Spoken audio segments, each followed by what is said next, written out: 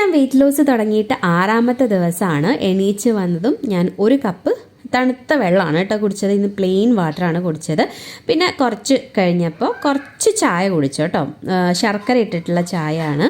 ഇപ്പോൾ തായ്ലൻഡിൽ പൊതുവെ നല്ല ക്ലൈമറ്റാണ് കേട്ടോ. രാത്രി ആയിക്കഴിഞ്ഞാലും രാവിലെ ആയിക്കഴിഞ്ഞാലും നല്ല തണുപ്പാണ്.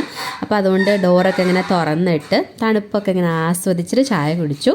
പിന്നെ ബ്രേക്ക്ഫാസ്റ്റായിട്ട് സേമിയ ഉപ്മാവാണ് എടുത്തിട്ടുണ്ടായിരുന്നത്. അതിൽ വെജിറ്റബിൾസൊക്കെ ഇട്ടിട്ട് നല്ല ടേസ്റ്റാണ് കേട്ടോ. അങ്ങനെ ഉണ്ടാക്കി കഴിഞ്ഞാൽ ഉപ്മാവിൻ്റെ പോലെയല്ല, ജസ്റ്റ് ഒരു ബിരിയാണി ടൈപ്പാണ് ഉണ്ടാക്കിയത്.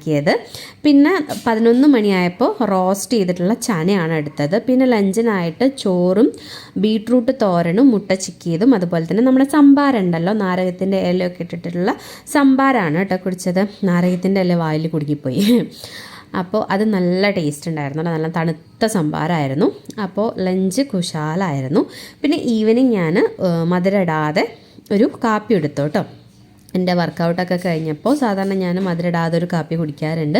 അപ്പോൾ അതെടുത്തു. പിന്നെ ഡിന്നറിനായിട്ട് ഒരു റോബസ്റ്റ പഴം മാത്രമേ എടുത്തുള്ളൂ. ഇന്നധികം വിശപ്പൊന്നും തോന്നിയില്ല. അപ്പോൾ ഇതൊക്കെയാണ് ഞാൻ ഈ ഒരു ദിവസം കഴിച്ച ഫുഡ് കേട്ടോ.